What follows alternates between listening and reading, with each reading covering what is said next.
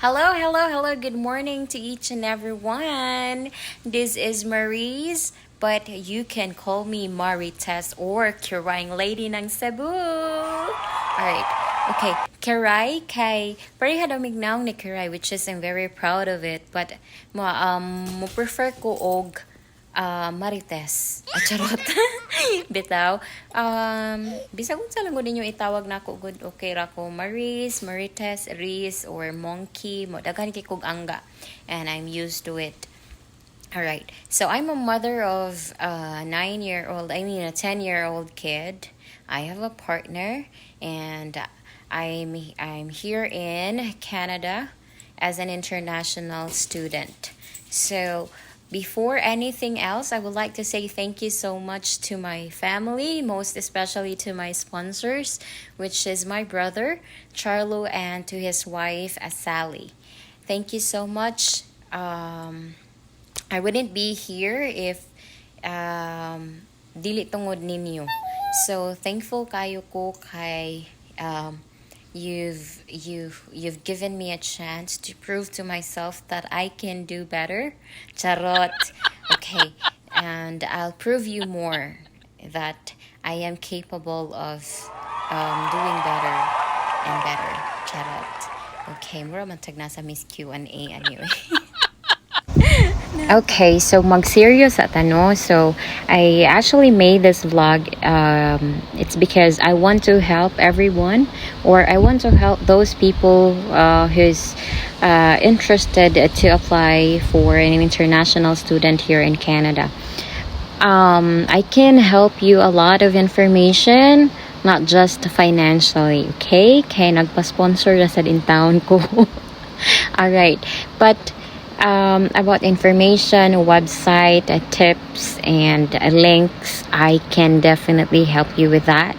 And I can help you making your DIY application, or I can have somebody who can assist you further about it.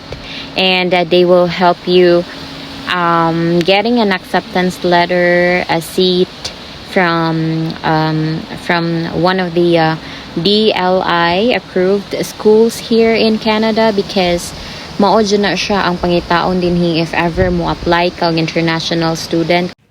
Hello, hello, hello. Good morning to each and everyone. Once again, I'm Kirayang Lady ng Cebu or Marites. Okay. So yeah, nadana dyan na ako nga nickname, no? Thank you so much, Palawan Pawn Shop. Kay diha dyan na nag-origin ang ako ang name na Marites. Anyway, so today is my third day here in Canada, and one of my agenda for today is to visit my brother and my sister-in-law's Filipino store. So the name of their store is C&S. It stands for Charlo and Sally. So ayaw mo kaguol guys, mga madi kay i-tour tamo didto sa mga lami ang mga Filipino food. So thankful na lang sad ko kay naa sila Filipino store, at least murag makuan-kuan akong pagka-homesick kay makatilaw ko sa mga Filipino foods gihapon, though na ako dinhi. So naa sila balut, nakita ko balut ganiha, I mean sa picture nga ilang gi-post. So later I'm gonna show you guys. Yeah, you've heard it right, naa sila balut nga gikan jud sa Pinas. Okay, so daghan pa kay foods ako ang i-flex later. Pamalit mo mga madi. Okay, stay tuned. Alright, so we are finally here at CNS Filipino Store. So, ang CNS Filipino Store is located in Olds, Alberta. So, a few minutes walk from my brother's house. So, yes, manood ta dinhi mga madi para may mabawaan nato ang mga nagkalain-laing mga Filipino foods. So aside from Filipino foods, naapod sila yung mga baligya nga tanom. So they are selling plants. Oh, we are now open. So ang store mag-open siya from 11 a.m. to 8 p.m. So yeah, mauna siya ang mga plants nga gipamaligya sa ako ang sister-in-law. And right now, manood na ta mga madi, dili na ta magpadugay-dugay. Mao na siya ang phone number di ay. If ever na ako'y mga friends nga nasa Canada nearby my location, you can contact that number to ask further information about what goods are available in the store. Okay, so yes, nanajud ta din hima. Oh, nanay mga mamasitas no. Oh, napa si Fluffy, mao na si Fluffy ang among VIP visitor. Okay, so natin mga mamasitas, mga UFC. So, yeah, mura ra jud taon kag naa sa Pinas nga nisud ka og isa ka convenience store. So, naatay mga hotdog, mga frozen items na ay fishball, naatay mga chips, naay piatos, cheese ring, sikat kay boy bawang, ug naa pa jud tay mga lanyera sa leche flan. Kay nay uban dinhi nga ganahan jud mag buhat-buhat og leche flan, naatay mga Johnsons diri aceton, alcohol. Nagkalain-lain ang mga baligya dinhi sa CNS Filipino store sa ako ang brother. So, ubay-ubay po ni sila og mga tinda. Naasa ni sila yung mga frozen nga fish, mga shrimp. So, naasa, hi Nanay Anding. Mao na si Nanay Anding ang manager din sa store. Okay, so, natay mga utap, mga tikoy, mga pinasugbo din mga madi, kanang mga ganahan mo tilaw sa mga delicacy sa Pinas. Okay, so naasa the remittance ang ako ang brother. So, taas-taas kayo og rate today, which is 43 and 65 cents. Natay mga ginamos og buwad, madidi dyan mag-uol. No, kung ganahan kaayo ta mukhaon og buwad niya, parisan deg bahaw, pak.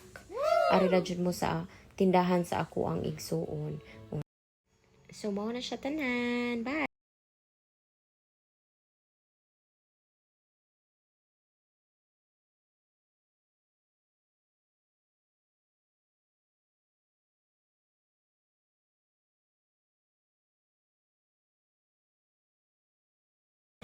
Hello, I'm back. So we're done with a mini tour here in Sienna's Filipino store. It's time for me to answer some of the questions coming from my friends and relatives.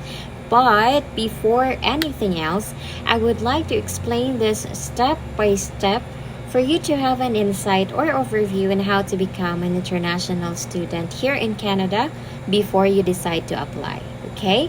So, dili na ta maglangan madi. So, mag-step 1 na ta. So, step 1 is to understand the requirements. So, it's really important for you to know or for you to understand the different requirements of each schools here in Canada. Hello, hello, hello. Good morning to each and everyone. And once again, this is Karang Lady ng Cebu or Sa-marites.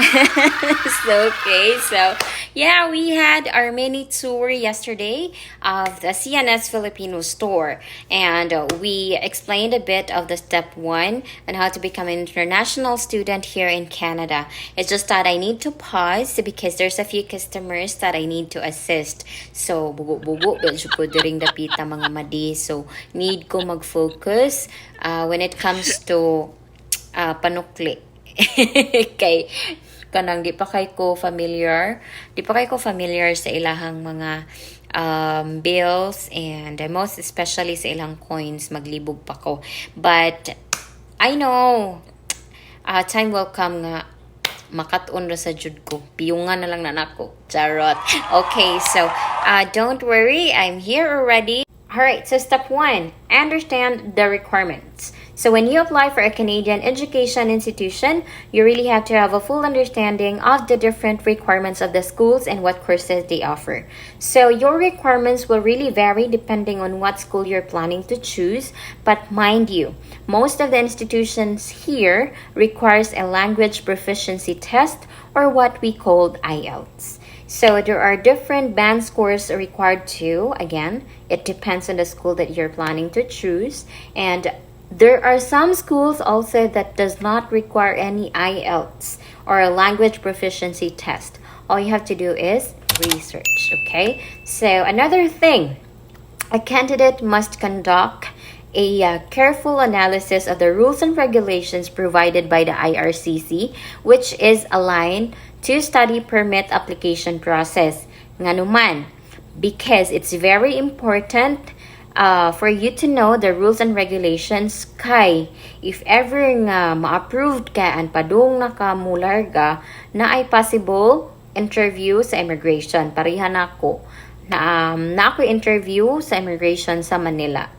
And luckily, na-answer na sa nako tanan nilang mga questions. So, it's very important for you to do some research about the rules and regulations. And one more thing, one of the reason why you have to conduct a careful analysis, it's because you have a limitations here as an international student. Yes, you really have a limitations here as an international student in Canada. So when it comes to work, you are allowed to do a part-time job. It's just that your allowable working hours is only 20 per week. 20 hours per week. So the rest of your hours is to study.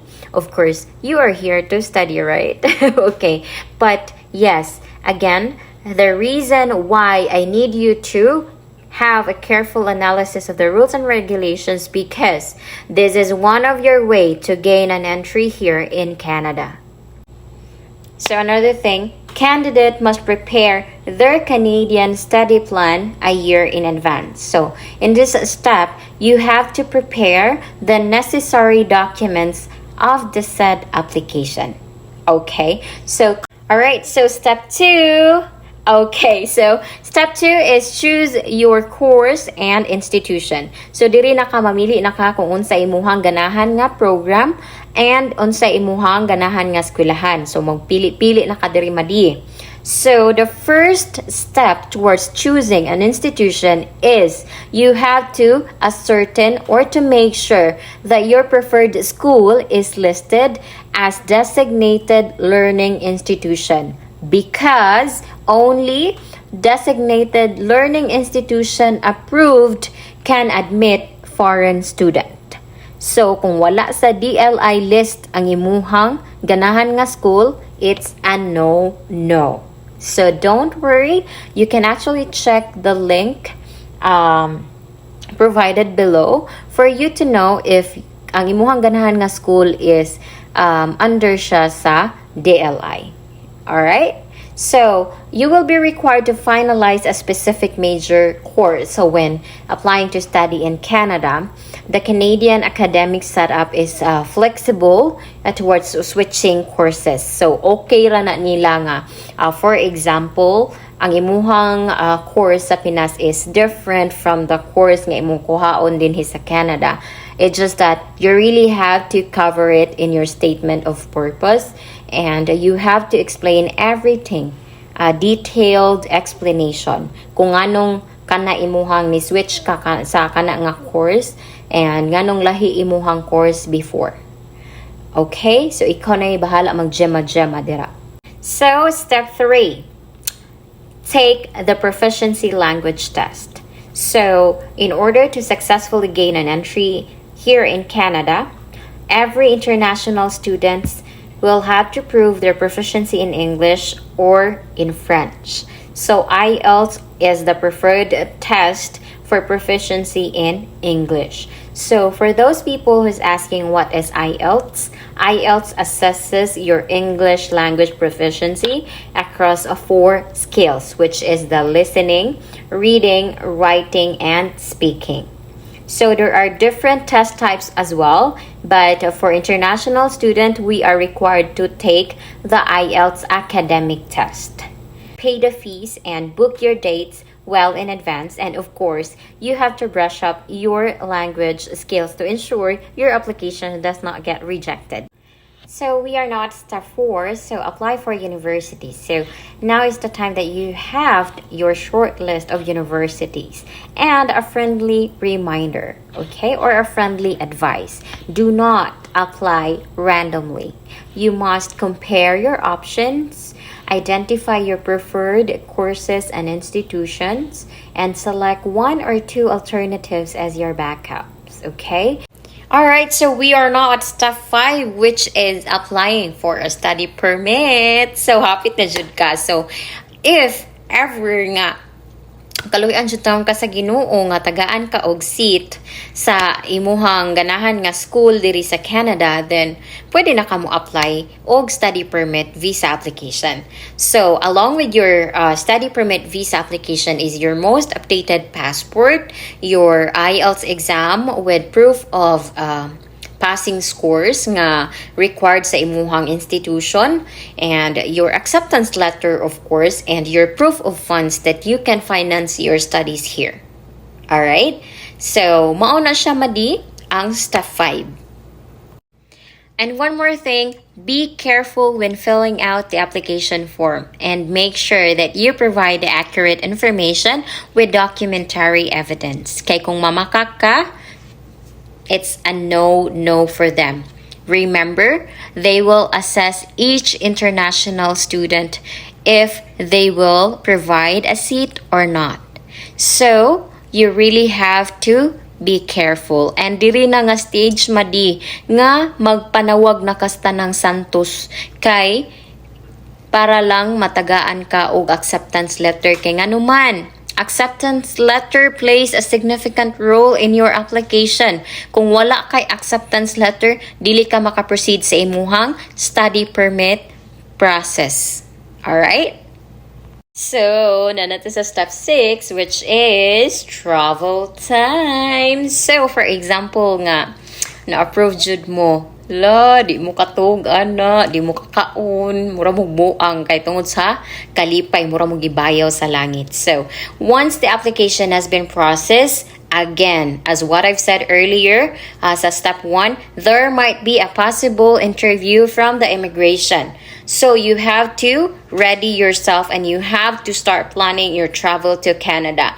Ngano man, kay discretion gihapon sa officer sa border or immigration officer kung pasudlon ka sa Canada or dili. Though, naa kay kuan, regardless if naa kay acceptance letter or whatnot, ilaha pong decision ang masunod if pasudlon ka sa Canada. Good morning everyone! So nagtugway ko sa ako ang alaga. Okay, so that's all for today's video mga madi. And don't forget to like and subscribe. And see you in my next vlog. Kaya ako ang i-share sa inyo haon sa ako ang mga problem nga na-encounter when it comes to my application. So see you soon. Bye!